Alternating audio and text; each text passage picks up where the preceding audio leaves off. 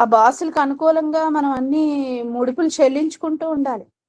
కానీ దేవుడు గాని దేవుని పిల్లలైన వారు, నిజమైన ఉపదేశకులు, నిజమైన ఆత్మీయ తండ్రులు, నిజమైన వాక్యులు ఉన్నవారు మనకి ఆదర్శంగా ఎవరు కనబడతారు? ఇప్పుడు అలాంటి వాళ్ళు తక్కువ అండి, ఉన్నారు లేకపోలేదు, కానీ చాలా తక్కువగా కనబడతారు మనకి.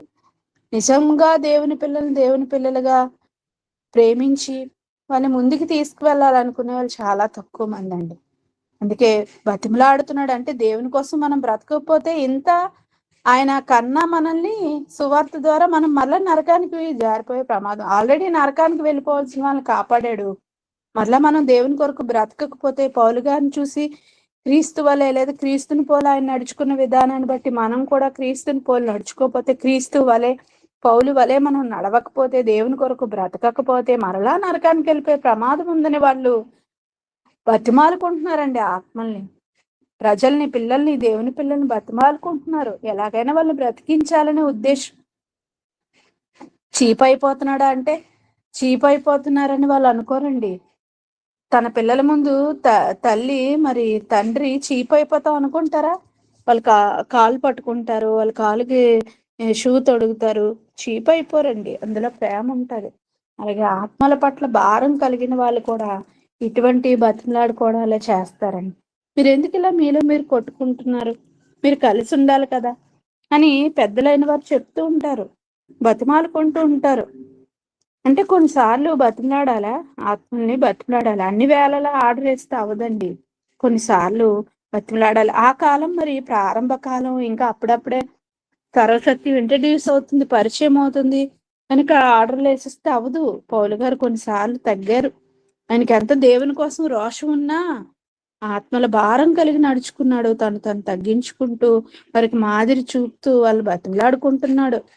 అంటే ఈ పద్ధతులన్నీ మనం నేర్చుకోవాలండి. నేను అధికారిని కదా, నేను ఈ సంఘానికి పెద్ద కదా, లేదు పలానా పదవిలో ఉన్నాను కదా, నేను ఆర్డర్ వేస్తానంటే పని జరగదండి. ఒక్కొక్కసారి మనం కూడా బతిమలాడుకునే పరిస్థితి వస్తుంది. పౌలు గారికే తప్పలేదు. అలాగే మన తండ్రి దేవుడి కోసం కూడా ఆలోచిస్తే ఆయన ఏమంటున్నారండి? ఆయనకి అధికారం ఉంది. ఆయన మాట వినలేని చంపేయవచ్చు, తోసేయవచ్చు, శిక్ష విధించవచ్చు. కానీ ఆయన ఏమంటున్నారు?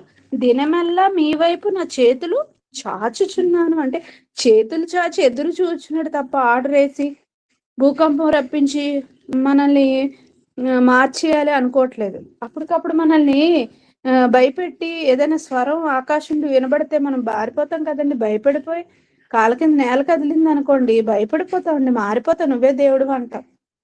అలా మనం మారాలని కోరుకోవట్లే, మనకు మనం తండ్రిని తెలుసుకొని రావాలని కోరుకుంటున్నాడు. కాబట్టి ఆయన బతిమలాడినట్టేనండి.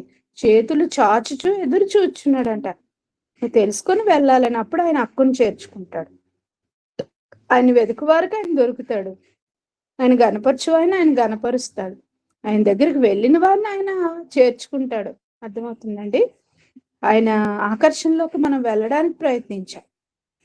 ఓకే అండి. 17వ వచనం, ఇందు నిమిత్తము ప్రభువునందు నాకు ప్రియుడును నమ్మకమైన నా కుమారుడును. అంటే పౌలు గారికి వివాహం అయిందేమో, పిల్లలకు అనేసాడేమో అనుకోకండి. ప్రభువునందు అనే పదం పెట్టారు చూడండి. ఇలాంటి అపార్థాలు చేసుకునే వాళ్ళు వస్తారని ప్రభువునందు, దేవుని కొరకు సువార్త ద్వారా కన్నాడు కదా. అలాంటి వారిలో ప్రియమైన వాడు ఎవరు చూడండి. కొంతమంది ప్రియమైన వారు ఉంటారండి, అందులో తప్పేముంది? అందరూ నచ్చుతారా? అందరూ దగ్గర అవుతారా? కొందరు దగ్గర అవుతారు. దేవుని పిల్లలే, అందరూ దేవుని పిల్లలే. కానీ ఇప్పుడు మీరు ఉన్నారండి, మీలో మనకు కొంతమంది తెలుసు, నాకు దగ్గరగా ఉన్న వాళ్ళు కొంతమంది అమ్మలే నాకు తెలుసు. ఎందుకు అంటే కొన్ని దేవుని పనుల విషయం మేము కలుస్తాం కాబట్టి మాకు తెలుసు, వాళ్ళతో ఎక్కువ పరిచయం, బంధం ఉంటది మాకు. అలాగే ఇక్కడ ప్రభువునందు నాకు ప్రియుడును నమ్మకమైన వాడు. చూడండి ఎన్ని క్వాలిటీస్ ఉన్నాయి తిమోతి గారికి. నమ్మకస్తుడంట. నమ్మకమైన నా కుమారుడు తిమోతిని మీ వద్దకు పంపించారంట. మరి నమ్మకమైన వాడినే కదండి మనం సమాచారాన్ని చేరవేయడానికి పంపించాలి. యెహోషువ, కాలేబు ఆ 12 మంది వేగుల వారు నమ్మకమైన వారు. ఎందుకంటే తక్కిన వాళ్ళు అశుభ సమాచారం తెచ్చారు, లేదా వాళ్ళు ఏంటంటే ఇశ్రాయేలీని డేలాపరిచే సమాధానం, దేవుని చిత్తానుసారమైన ఇన్ఫర్మేషన్ ఉన్నట్టుగా ఇవ్వలేదు. కానీ ఇక్కడ దేవుణ్ణి తక్కువ చేసినట్టుగా ఇశ్రాయేల్ని భయపెట్టే సమాచారాన్ని వాళ్ళు తెచ్చారు. కానీ యెహోషువ, కాలేబు అలా కాదు. ధైర్యపరిచారు. దేవుడు మనకు తోడుగా ఉంటాడు, మనకు దాన్ని ఇస్తాడు, ఆ దేశాన్ని, కనాను దేశాన్ని అని చెప్పి. మరి ఇశ్రాయేలీలు ఆ కనాను దేశాన్ని స్వాధీనపరుచుకునే ముందు వారిని పంపినప్పుడు తిరిగి వచ్చిన వాళ్ళలో దేవుని చిత్తాన్ని గ్రహించి చెప్పిన వారిలో ఉన్నట్టుగా యెహోషువ, కాలేబు మాత్రమే మిగిలారు. అందుకే దేవుడు మిగతా వారిని చంపి పడేశాడు. దేవుడికి కావాల్సింది నమ్మకత్వం. చెప్పిన మాట వినాలి, చెప్పినట్టు చేయాలి, మాట ఇచ్చి దాన్ని నెరవేర్చాలి, నమ్మకం చూపించాలి. దొంగ పని నమ్మకత్వం లేకుండా ఈరోజు చాలా మంది చూడండి, మాట ఒకటి చెప్తారు, చేతలు ఒకటి చేస్తారు. కానీ దేవుని దగ్గరికి వస్తారు. దేవుని పనికి ఎలాంటి వారు కావాలంటే పౌలు గారు ఎలాంటి వాళ్ళని సెలెక్ట్ చేసుకున్నాడు? నమ్మకమైన వాడు, సొంత కుమారుడు కాకపోయినా ఆత్మీయ కుమారుడు, ఆత్మీయంగా కన్నా నా కుమారుడు అంటున్నాడు. చూడు ఎంత ప్రేమ. మరి మన తండ్రి గారు కూడా అనేక మాటల్లో మనం వింటాం, నా కుమారుడైనా పలానా పేర్లు చెప్తూ ఉంటారండి. చాలా మంది పేర్లు, నా కుమారుడు అనే పదం వాడతారు. సొంత కుమారుడు కోసమే కాకుండా మరి డిప్యూటీ డైరెక్టర్ కోసం మాట్లాడినప్పుడు కానీ, ఎక్కడైనా ఆయా ప్రాంతాల్లో దేవుని కోసం బ్రతుకుతున్న వ్యక్తులు ఉంటే వాళ్ళ కోసం నా కుమార్తె పలానా ఆమె, నా కుమారుడు పలానా అతను అని చెప్తూ ఉంటారు. సేవలో బాగా సహకరించారు, పలానా సేవ నమ్మకంగా చేస్తున్నారు, పలానా దేశంలో పలానా పట్టణంలో అని చెప్తూ ఉంటారు. అంటే నిజమైన కుమారులు ఎవరు, నిజమైన బంధం ఎవరితో అంటే ఆత్మీయ బంధమే నిజమైన బంధం అని మనకు అర్థమైపోతుంది. అలాగని సొంత పిల్లల్ని తోలనాడమని కాదండి, వాళ్ళని కూడా మనం వాకింగ్ ద్వారా కంటే వాళ్ళు కూడా మనకి పిల్లలే.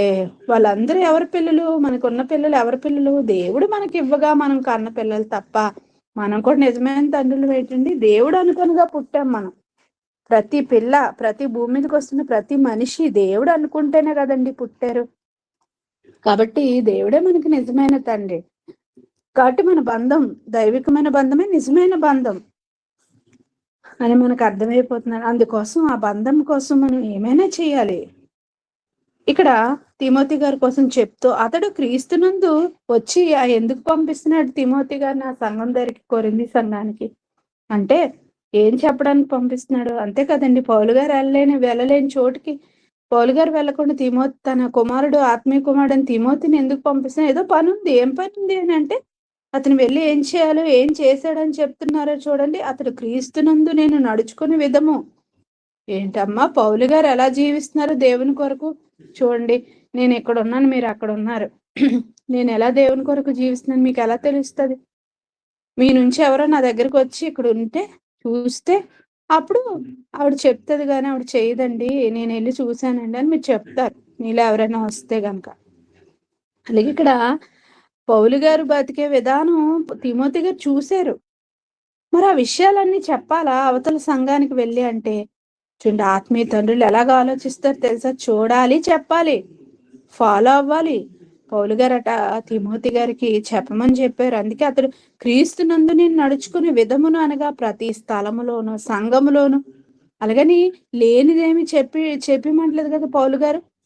పౌలు గారితో పాటు తిమోతి గారు సేవలో తిరుగుతున్నప్పుడు, పౌలు గారితో పాటు తిమోతి గారు ఉన్నప్పుడు, ఎక్కడ పడితే అక్కడ, ఎక్కడికి వెళ్తే అక్కడ ఉన్నప్పుడు, పౌలు గారితో పాటు ఈయన ఉన్నప్పుడు ఈయన చూశారు కొన్ని. వాటన్నిటిని ఆ సంఘానికి తెలియచేయమంటున్నారు పౌలు గారు. నేను నడుచుకున్న విధము క్రీస్తునందు దేవుని కొరకు ఎలా బ్రతికానో ఆ విధమంతా తిమోతికి తెలుసు. అతను వచ్చి నా కోసం మీకు చెప్తాడు అంటే సెల్ఫ్ డబ్బా కొట్టుకుంటున్నాడు అనుకుంటున్నారా? కాదండి, కొన్నిసార్లు చెప్పాలి, అప్పుడే మనం బలపరచబడతాం. మనకు ముందున్న వాళ్ళు మనల్ని కూర్చోబెట్టి చెప్తూ ఉంటారండి స్టోరీలు. అమ్మమ్మలు గాని, తాతయ్యలు గాని, తల్లిదండ్రులు గాని, ఒరే మా కాలంలో మేము ఇలా బ్రతికాంరా, రోషంగా ఇలా ఉన్నాంరా, పలానా జరిగినప్పుడు పలానా విధంగా నేను చేశానురా అని ఎందుకు చెప్తారండి? గొప్పలకు కాదు, అవన్నీ మనం ఆ స్టోరీలు వినాలి, మనం కూడా అదే విధంగా బ్రతకాలని చెప్తారు. మంచి చెప్తే పర్లేదండి, లేనిపోని గొప్పలు, లేని చరిత్రలు కూడా చెప్పిన వాళ్ళు కూడా ఉంటారు. అయితే ఇక్కడ దేవునిలో జీవించిన వాళ్ళు మాత్రం వాళ్ళది మనం తెలుసుకోవాలని దేవుడు కోరుకుంటున్నాడు. మనం ఎందుకంటే భక్తుల జీవిత చరిత్రలు చదువుకుంటాం, అవసరమా? చదివిందే చదువుతుంటాం, ఎప్పుడు కొత్తదనం వస్తూ ఉంటది. అబ్రహాం కోసం తెలీదా, ఆదాం కోసం తెలీదా, అయినా చదువుతుంటాం. చదవాలి, ప్రవక్తల్ని మాదిరిగా పెట్టుకోమన్నాడు. శ్రమానుభవానికి, ఓపికకు శ్రమానుభవానికి ఎవరిని మాదిరిగా పెట్టుకోవాలట? రోల్ మోడల్స్ గా ప్రవక్తల్ని పెట్టుకోమన్నాడు దేవుడు. అలాగే భక్తుల్ని మనం వారి సహనాన్ని, యోబు సహనం గురించి మీరు వింటిరి కదా అంటాడు. హెబ్రీ పత్రిక వచ్చేసరికి యోబు గారు ఎక్కడున్నారు? క్రీస్తు పూర్వం 1500లో జీవించారు ఆయన ఊజు దేశంలో, అన్యుడు అయినప్పటికీ దేవుని పట్ల భయభక్తులు కలిగినాడు. దేవుని తెలుసుకున్నవాడు హృదయంలో కూడా ఎటువంటి తప్పు దేవుని దూషించిన విధంగా పిల్లలు హృదయంలో దేవుని దూషించారేమో అని బలు అర్పించిన వాడు. మరి అంత భక్తిగా ధనవంతుడైనప్పటికీ దేవుని పట్ల భయభక్తులు కలిగిన వాడుగా ఉన్నాడు. ఆయనకి ఏంటంటే ధనవంతుడికి సహనం ఉంది. అసలు ధనవంతుడికి సహనం ఉంటుంది ఏంటండి? డబ్బుతో దేనైనా కొనేస్తారు. సహనం చూపరు. ఈడు కాపుతాడా, ఈయన తీసిపడే, మాట వెళ్ళలేదనుకోండి ఏ అధికారైనా వీడిని తీసిపడేసి ఇంకొని పెట్టే, ట్రాన్స్ఫర్ చేయించి అంటారు. అలా డబ్బు బలంతో, డబ్బు గర్వంతో వాళ్ళు ప్రవర్తిస్తుంటారు. కానీ ఇక్కడ యోబు గారు సహనం అంటే చూడండి, దేవుని పట్ల ప్రజల పట్ల ఎంతో సహనం కలిగిన వాడు తన పిల్లల పట్ల. మరి ఆ భక్తులు మనం ఎందుకు తలంచుకోవాలనే వారి కోసం రాయించాడు. వ్రాయించింది మనం చదువుతున్నామా, తలంచుకుంటున్నామా? వారు నడుచుకునే విధము ఎప్పుడు. అందుకేనండి భక్తులైన వారు మనకు వాక్యాన్ని ఉపదేశిస్తున్న వారు నడుచుకునే విధాన్ని మీరు గమనించాలి. అయితే అందులో ఏదైనా చెడు ఉందనుకోండి, అది మనం తీసుకోకూడదు. కానీ వారు మనుషులే కాబట్టి వారు చేసిన మంచిని మనం తీసుకోవాలి. ఒక దావీదు గారిని మనం చూసినప్పుడు ఆయన చేసిన చెడుని మనం తీసుకోకూడదు. చూడండి, ఊరియా గారిని చంపించేస్తాడు, బత్షెబా గారిని తెచ్చేస్తాడు. అది మనం నేర్చుకోకూడదండి.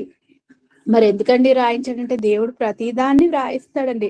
ఎందుకంటే ఆ మనిషి చేసింది మనకు తెలిస్తేనే కదా మనం చేయకుండా ఉండగలుగుతాం.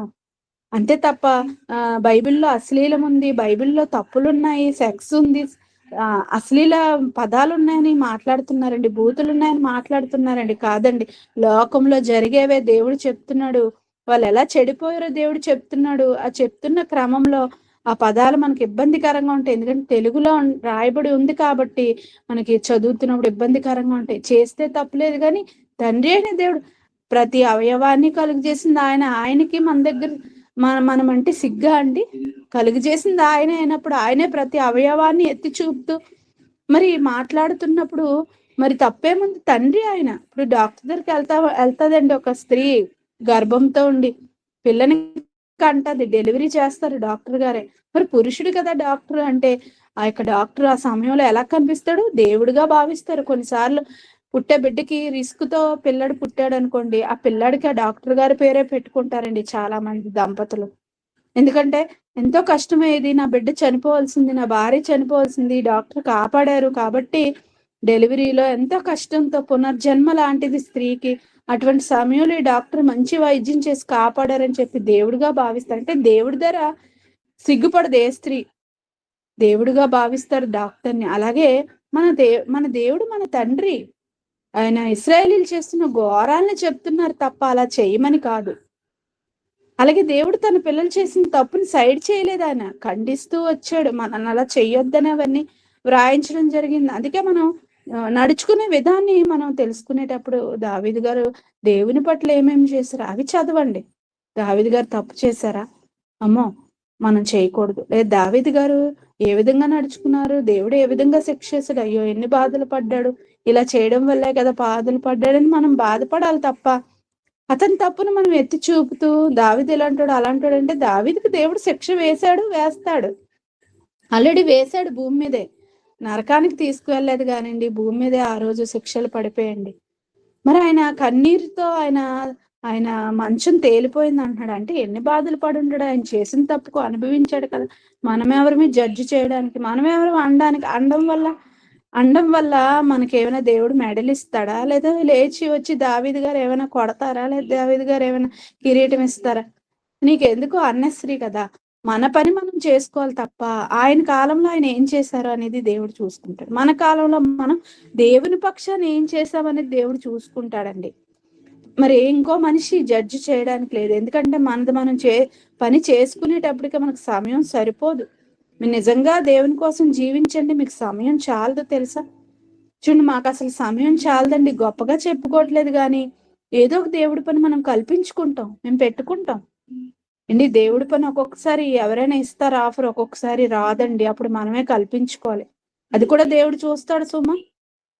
అనుకూల పరిస్థితిలో చేయడమే కాదు, ప్రతికూల పరిస్థితి. కరోనా సమయంలో కూడా దేవుని పని మేము కల్పించుకున్నామండి. గాస్పెల్ టీవీ ఛానల్ అని పెట్టి ఒకరు అడిగితే అందులో మాట్లాడాం. కరోనా సమయంలో కూడా ఇంట్లో ఉండి అందులో మాట్లాడడం జరిగింది. అంటే దేవుడు అవకాశం ఇస్తాడు ఒక్కొక్కసారి. మనం కూడా మరి మనకున్న పరిధిలో మనం ఏదో రకంగా దేవుని పని చేయడానికి చూడాలి. కన్స్ట్రక్షన్ జరిగించాం మాధవలస తండ్రి గారితో పాటు, ఆ పనిలో పాల్గొన్నాం. అంటే అమ్మో కరోనా అని భయపడిపోయి ఎక్కడో ఉండిపోయి దేవుని పని మానేసి అలాగా మనం అలా మనం ఉండమండి. అలా ఏ క్రైస్తవులు ఉండకూడదు, క్రైస్తవురాలు ఉండకూడదు. పని కల్పించుకోవాలి. మనం కదలలేని పరిస్థితిలో ఉన్నప్పుడు నేను ఏం పని చేయగలను అని మనం అనుకోవాలి. అలా పౌలు గారు ఏమేమి చేశారనేది తిమోతి గారు మరి తెలుసుకొని ఆయన పంపించడం జరిగింది. పౌలు గారు ఆయన వచ్చి వీరికి చెప్పడం జరిగింది. మరి చెప్పడం కోసమే పంపించారట చూడండి, పని కట్టుకొని. అతడు క్రీస్తునందు నేను నడుచుకునే విధమును అనగా ప్రతి స్థలంలో ప్రతి సంఘములో చూడండి, ఎక్కడ ఏం చేశాడని చూడండి, ఎక్కడ ఏం చేశారో ఈవిడ చెప్పేస్తుందండి. బాబు ఈవిడే పొల్లల మాస్టర్ అని పేరు పెట్టారు. అది తప్పండి. ఎక్కడ ఏం జరిగిందో చెప్తుంది అంటే మనం బలపరచబడాలని, సంఘం బలపరచబడాలని లేదు. క్రైస్తవులు సహవాసంలో ఉన్న వాళ్ళు బలపరచబడాలని చెప్తారు తప్ప కొన్నిసార్లు గొడవలు పెట్టే విధంగా చెప్తారు. అది కాదండి. నిజంగా ఒక భక్తుడిని నడుచుకునే విధం చెప్తున్నప్పుడు సంఘం నేర్చుకుంటారు తెలుసా. ప్రతి స్థలంలో ప్రతి సంఘంలో పౌలు గారు బోధించే విధము, నేను బోధించే విధమును మీకు జ్ఞాపకం చేయను. బోధించే విధాన్ని, నడుచుకునే విధాన్ని మీరు బాగా గ్రహించాలి. బోధించే విధమును, నడుచుకునే విధం. నడుచుకోవడం అంటే దేవుని కొరకు జీవించడం. ఏమేమి కార్యక్రమాలు చేశారు ప్రతి స్థలంలో ప్రతి సంఘములో? ఎన్ని సంఘాలన్నీ కట్టారు? 14 సంఘాలు, 14 పత్రికలు రాశారు. ఆ సంఘాలకి పత్రికలను పంపించారు. అంటే సంఘాలను కట్టి ఒక్కొక్క సంఘానికి ఆయన గడిగడికి వెళ్ళాడు కాబట్టి అప్పటికే ఆయన 3 ప్రయాణాలు చేసి ఒక సంఘం మీద పడి ఇంకో సంఘానికి, ఆ ప్రాంతం నుండి ఇంకో ప్రాంతానికి, అలాగా అన్ని సంఘాలని దర్శిస్తూ ఈ 3 ప్రయాణాల సంఘాలను బలపరుస్తూ వచ్చాడు. ఒక్కొక్కసారి వేరే సంఘంలో ఉన్నప్పుడు మరొక సంఘాన్ని వదిలేకుండా అక్కడికి పత్రికల్ని ఇలాంటి నమ్మకమైన ఆత్మీయ కుమారుల ద్వారా పంపించాడండి. సపోజ్ ఆయన దశలోనికి సంఘంలో ఉండిపోయారు అనుకోండి, కొరింథీ సంఘానికి అక్కడ ఏదైనా ప్రాబ్లం వచ్చిందని తెలిస్తే ఫోనులు లేవు కదండి, గూగుల్ మీట్లు లేవు కదండి ఆ రోజు. కాబట్టి ఎంత కేర్ తీసుకున్నాడు సంఘాల పట్ల చూడండి. పంపించేవాడట.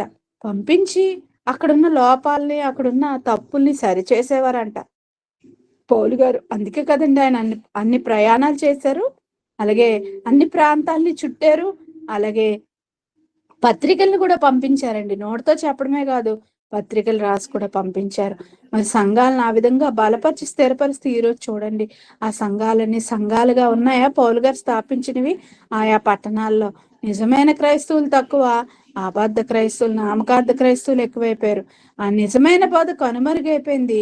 మరి పౌలు గారి తర్వాత 400 ఏళ్ళకి, లేదా పౌలు గారి తర్వాత అది క్రైస్తవ్యం అనగారిపోయిందండి. అపోస్తుల తర్వాత క్రైస్తవ్యం అనగారిపోయింది, చీకట్లోకి వెళ్ళిపోయింది 1900 సంవత్సరాలు. ఎందుకు నేను 1900 సంవత్సరాలు అనండి? మొదటి 100 ఏళ్లలోనే భిన్నమైన బోధ వచ్చిందండి. మొదటి 100 ఏళ్లలోనే అపోస్తులు తమ బోధని, తమకి దేవుడు తెలిపిన దర్శనం ద్వారా తెలిపిన సర్వసత్యాన్ని వ్రాయడం, సంఘాన్ని ఏర్పరచడం, స్థాపించడం, ఆ సంఘాన్ని విస్తరింప చేయడం, సంఘంకి హింస రావడం, శ్రమలు రావడం అన్నీ జరిగిపోయి. అలాగే బోధ, నిజమైన బోధ వచ్చిన కాలంలోనే అబద్ధ బోధ కూడా వచ్చేసింది.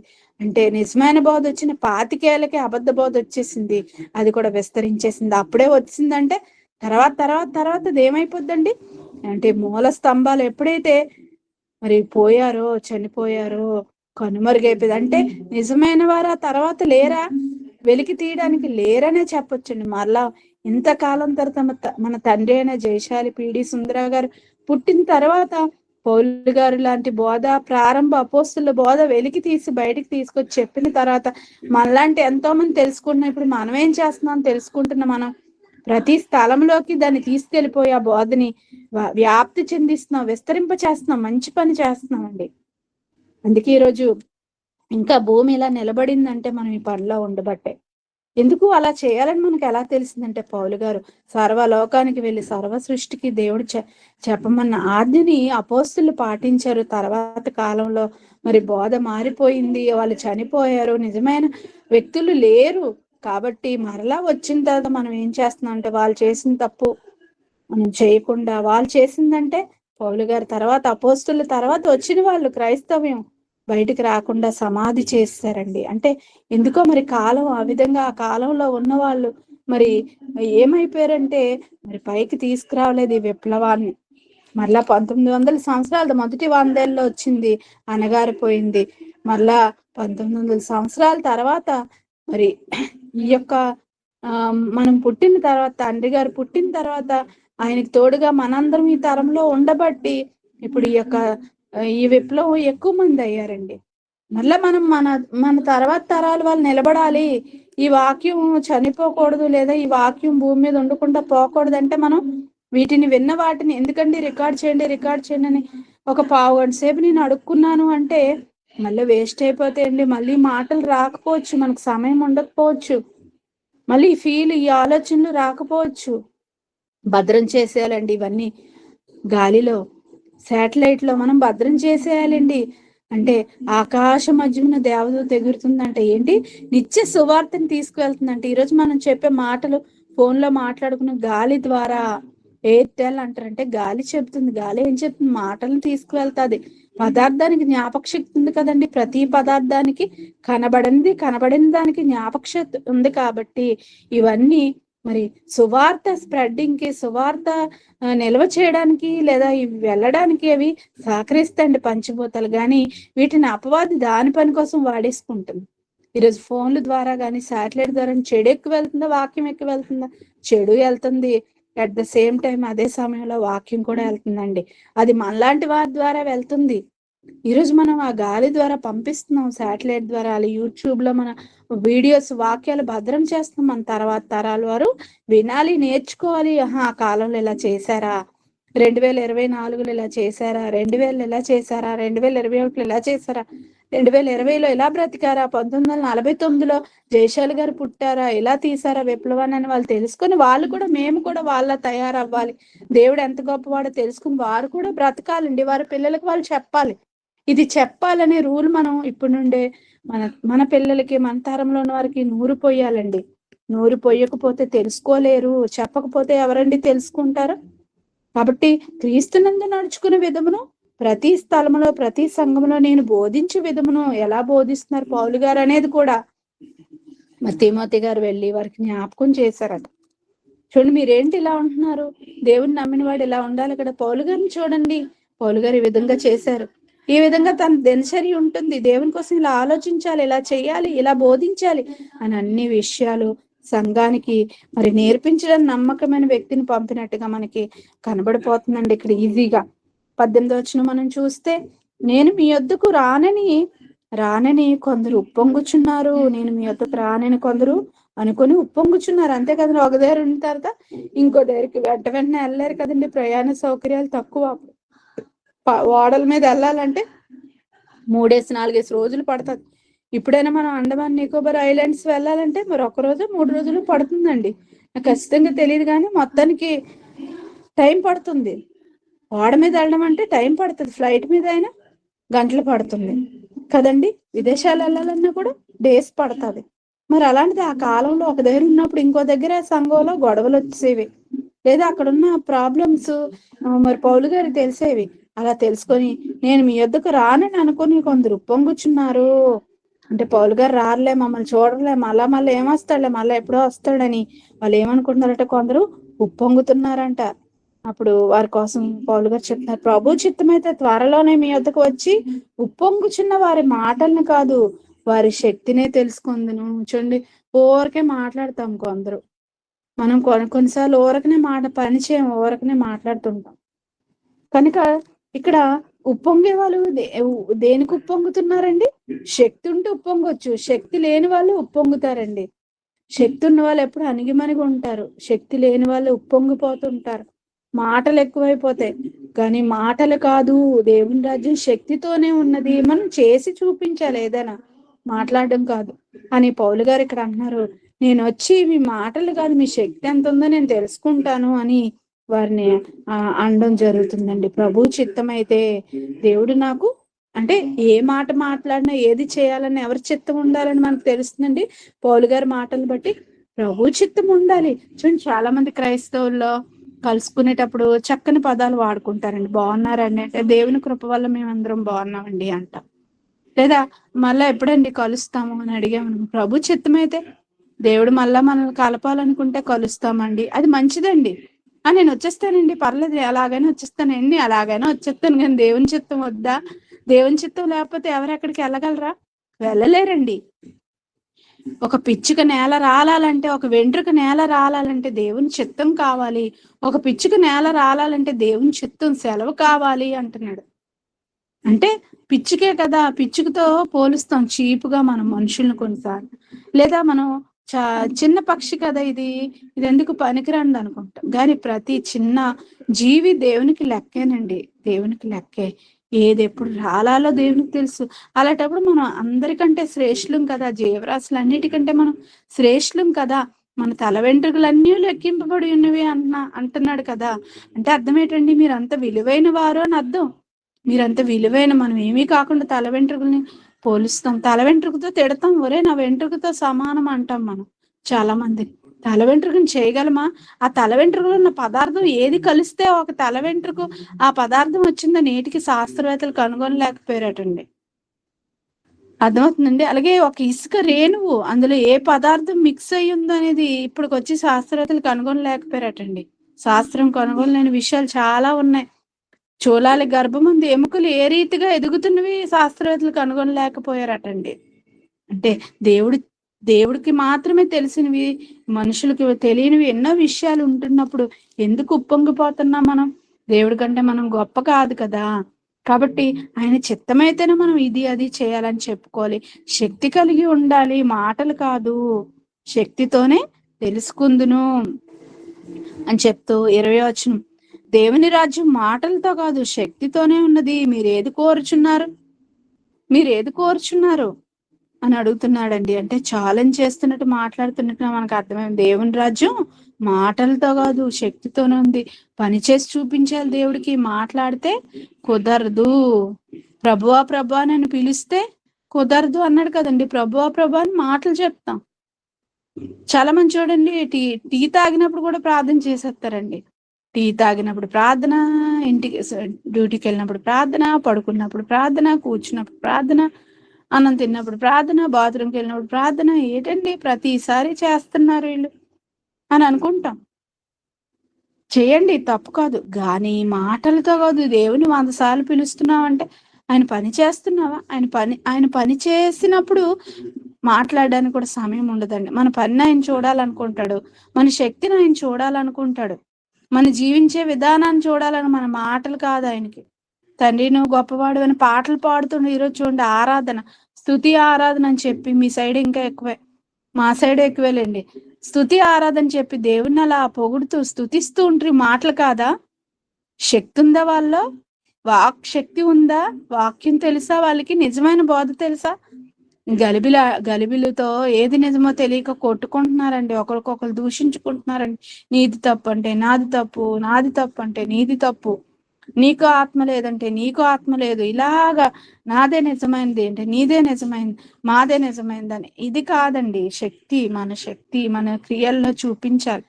దేవునికి అది ఉపయోగకరం కావాలి, మనుషులందరికీ ప్రయోజనకరం కావాలి. ఇకపోతే బైబిల్ దగ్గరికి వచ్చేసరికి బైబిల్ చెప్తుంది సహోదరుల ఐక్యత కలిగి ఉండాలి. అలాగే అబద్ధ బోధన ఖండించాలి. వేరే ఏదైనా ఉంటే దాన్ని కట్ చేసి పారవేయాలి, పక్కన పెట్టుకోకూడదు. అలాంటి వాళ్ళతో సాంగత్యం చేయకూడదు. చేశారనుకోండి మంద తప్పు అంటాడు.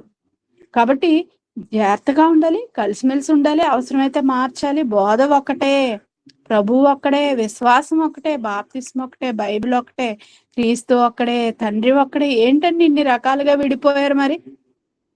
కనుక మనుషుల మాటలను మనం తీసుకోకూడదు. దేవుని వాక్యం ఏం సెలవిస్తుంది, అందులో నిజాన్ని మనం గ్రహించాలి. ఎలా ఉండమంటున్నాడు, ఏది నిజం అనేది మనం తెలుసుకోవాలండి. ఏ విషయం మీద క్లారిటీ లేకుండా, ఏ విషయం, పరిశుద్ధాత్మ దేవుడు ఎవరో తెలియదు కొంతమందికి, ఎవరో తెలీదు, త్రిత్వము ఉందా లేదా ఏమి తెలియదండి. క్రైస్తవులని మాటే గాని ఏమీ తెలియదు. కాబట్టి ఏమీ తెలియని వారంగా మనం ఉండకూడదు. తండ్రి ఎలా ఉన్నాడు, ఎక్కడ ఉంటాడు, మాట్లాడా, పరలోకం ఎక్కడుంది, ఎలా ఉంది, వెళ్తామా, ఏం చేస్తే వెళ్తాం, ఇవన్నీ తెలుసుకోవాలండి. మనం ఒక క్లారిటీ ఉండాలి మనకి. అలా అతను చెప్పాడు కదా పరలోక నరకం లేదు, అదే నిజమేమో. వీళ్ళు ఇతను చెప్పాడు కదా పరలోక నరకం ఉంది, ఇదే నిజమేమో. కాదండి, బైబిల్ దగ్గరికి రండి. మనుషులది ఎందుకు మీరు వింటారు? మీకు కన్ఫ్యూజ్ చేస్తారు మనుషులు. బైబిల్ దగ్గర రండి, చూడండి. అలాగని మీరు అనుకునే భావం పెట్టకండోయ్, అక్కడ దేవుడు అనుకునే భావం పెట్టాలి. దానికి మీరు పరిశోధన చేయవలసి ఉంటది. ఆ విషయం ఎక్కడెక్కడ ఉందో బయటికి తీయండి, కూలంకషంగా తెలుసుకోండి, అంతా ఒక దగ్గర రాసుకోండి. అప్పుడు ఒక అభిప్రాయానికి రండి. దేవుడు అనుకున్నట్లుగా మీరు నమ్మాలి, వాక్యాన్ని తెలుసుకోవాలి తప్ప మీరు అనుకునే భావాలు మీరు పెట్టేయకూడదు. బైబిల్కి జోడించకూడదు, బోధించకూడదు. శాపగ్రస్తులం అయిపోతాం, మనం నరకానికి జారిపోతాం. పరిశుద్ధాత్మ విషయంలో మరి తప్పు చేస్తే ఏంటంట, ఈ యుగమందైను రాబో యుగమందైను మనకి క్షమాపణ లేదంటున్నాడు. భయం ఉందా మనకి? కలిపి చేరిపేసి నచ్చినట్టుగా జీవిస్తున్నప్పుడు, నచ్చినట్టుగా మాట్లాడుతుంటే, పైగా ఉప్పొంగిపోతుంటే, గొప్ప అయిపోతుంటే దేవుడు ఊరుకుంటాడు అనుకుంటున్నారా? మన శక్తినే చూడడానికి మీ శక్తిని నేను తెలుసుకుంటాను పౌలు గారు అన్నారు. అలాగే దేవుని రాజ్యం శక్తితో ఉన్నది. ప్రభువా ప్రభా అని పిలుచు ప్రతివాడు నా ఎద్దకు చేరడు, కానీ ఆ తండ్రి చిత్తము చొప్పున చేయవాడే నా ఎద్దకు తండ్రి దగ్గరికి చేరును అంటాడు యేసుక్రీస్తు వారు. అంటే దేవునికి కావాల్సింది ఏంటంటే పని. మీరు ఏది కోరుచున్నారు అంటూ 21వ వచనం, బెత్తముతో మీ వద్దకు రావాలేనా? ఒకసారి నా మాటలే కొట్టినట్టు ఉంటాయండి. చాలా మందివి గద్దించేటప్పుడు మాటలు ఎలా ఉంటాయండి, కొట్టేసినట్టు ఉంటాయి.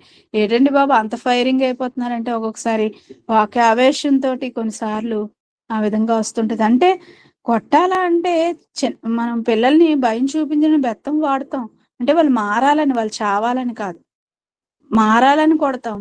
ఆ కొట్టడం కూడా చంపేసినంత వరకు కొట్టం. చూడండి, నెర్వస్ సిస్టమ్ మీద కొట్టి కొంతమంది టీచర్లు కొట్టి చంపేస్తున్నారండి పిల్లల్ని.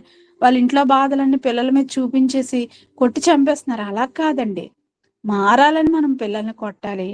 మరి ఎందుకు కొడతామంటే కక్ష కాదు, వాళ్ళు మారాలని అలా చేస్తుంటాం. అది ఎప్పుడు కొట్టుకొని ఉంటామా? తప్పు చేసినప్పుడే కొడతాం, ఇంకెప్పుడో తప్పు చేయకుండా. అలాగే పౌలు గారు ఆత్మీయ తండ్రి కాబట్టి ఆయన ఏమంటున్నాడు సంఘానికి, అందరూ చిన్నవాళ్ళుగా, వాక్యం తెలియని వాళ్ళు ఎంత వయసు పెద్ద అయినా పౌలు గారి దగ్గర వాళ్ళు చిన్నవాళ్ళే కాబట్టి బెత్తంతో నేను మీ వద్దకు రావాలని, ఏం కొట్టాలా ఏంటి, మీరు మారట్లేదు అని అడుగుతున్నాడండి.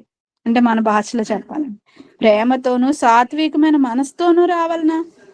మిమ్మల్ని చూస్తే అబ్బా ఎంత కూల్గా, ప్లెజెంట్ గా ప్రేమ కలగాలి, మీ అందరికి వాక్యం చెప్పాలి అనిపించుకోవాలి. లేదా మీ దగ్గరికి సాత్వికంగా రావాలి. అబ్బా ఎప్పుడు దొరుకుతారో, తిట్టాలి, వీళ్ళు ఇలాగున్నారు, వీళ్ళు దేవుళ్ళ సరిగా లేరు, వీళ్ళు నేర్చుకుంటున్నా, వీళ్ళు వింటున్నా సరిగా నేర్చుకోవట్లేదని కోపం వచ్చే విధంగా దేవుని పిల్లలు ఉండకూడదండి, సంఘం ఉండకూడదండి. పౌలు గారి మాటల్లో మనకు ఆంతర్యం ఏం కనబడుతుంది? ప్రేమ. ప్రేమ కలగాలి. సంఘాన్ని చూడగానే ముద్దు రావాలి. సంఘాన్ని చూడగానే ఒక్కొక్కడు ఒక్కొక్క విధంగా, అంటే పిల్లలు కదండి, సంఘంలో ఉన్న వాళ్ళందరూ పిల్లలు అనుకోండి, క్రైస్తవులు. ఒక ఆత్మీయ తండ్రి సంఘాన్ని చూడగానే, సంఘం అంటే ఇలా మనం నలుగురం కూడుకుంటూ కూడా సంఘమే కదండి, సంఘాలుగా ఉన్న మనం కూడుకుంటున్నాం, మనమే సంఘం. ఇలా కూడుకుంటున్నప్పుడు మనల్ని చూసినప్పుడు ఆత్మీయ తండ్రులు, ఆత్మీయ తల్లులకి ఏం కలగాలి? వాళ్ళు ప్రేమతోనూ సాత్వికమైన మనసుతోనూ మన దగ్గరికి రావాలి. ఇంకా వీళ్ళకి ఏం నేర్పించాలి, ఇంకా వీళ్ళకి ఏం చేయాలి, ఏ మేలు చేయాలి? పెద్ద మేలేటో తెలుసండి, పరలోకానికి నడిపించడమే పెద్ద మేలు. అందుకే కొన్నిసార్లు వాక్యం చెప్పిన వాళ్ళు మనకేం బంగారం ఎవరు, భాగ్యాలు ఎవరు, కానీ వాళ్ళు రావడమే భాగ్యంగా, వాళ్ళు మాటలే మనకు భాగ్యంగా భావిస్తాం. అందుకోసం మన వెండి బంగారాలు అమ్మినా తప్పులేదు, ఎందుకంటే మీ వెండి బంగారాలు ఇచ్చి జ్ఞానమును సంపాదించుకోనమన్నాడు. కొన్నిసార్లు మరి స్థలాలు అమ్మేసి కూడా దేవుని పనులకు ఖర్చు పెడుతూ ఉంటారండి. ఎందుకో తెలుసా? దేవుని పని మీద, దేవుని మాటల మీద ధ్యాస కొంతమందికి, ఆశ. కాబట్టి వాళ్ళు అలా చేస్తూ ఉంటారండి. ఇక్కడ మారలేని సంఘానికి బెత్తం వాడుతాను అవసరమైతే అన్నట్టుగా పౌలు గారు అంటున్నారండి. తన మాటే వాడిగల మాటే బెత్తంతో సమానం అండి. కానీ కొన్నిసార్లు గట్టిగా మాట్లాడితే పిల్లలు మారిపోతారు. కొన్నిసార్లు కొంతమంది పిల్లలు కొట్టాలి, మాట ద్వారా మారరు. కొన్నిసార్లు కొంతమంది పిల్లలు చూస్తేనే వాళ్ళు హడలెత్తిపోతారు తల్లిదండ్రి చూస్తే. కానీ కొన్నిసార్లు పిల్లలకి ఎంత చూడు, ఎంత తన్ను, ఎంత కొట్టినా మారరండి. కానీ మనం దేవుని పిల్లలం కదా, మనం అంతవరకు తెచ్చుకోకూడదు. మన దగ్గరికి వచ్చినప్పుడు ప్రేమతోనూ సాత్వికంతోనూ వచ్చేటట్టుగా మీరు చూసుకోండి అన్నట్టుగా పౌలు గారు యొక్క మాటలు ఆంతర్యంగా మనకు కనబడుతుంది. ఓకే అండి, ఈ మాటలన్నీ విన్నందుకు మీ అందరికీ నా వందనాలు తెలియజేసుకుంటూ, ఇట్ట అవకాశాన్ని నాకు అనుగ్రహించినందుకు సిబిటి జంగారెడ్డిగూడెం ప్రిన్సిపల్ గారికి, వైస్ ప్రిన్సిపల్ గారికి, అలాగే తిరుమల దేవ్ గారికి, నాకు వందనాలు తెలియజేసుకుంటూ కూడి వచ్చిన మీ అందరికీ నా యొక్క శుభములు ఈ రాత్రి తెలియజేసుకుంటూ ఈ నా మాటలు ముగిస్తున్నానండి. మీ అందరికీ నా వందనములు. God bless.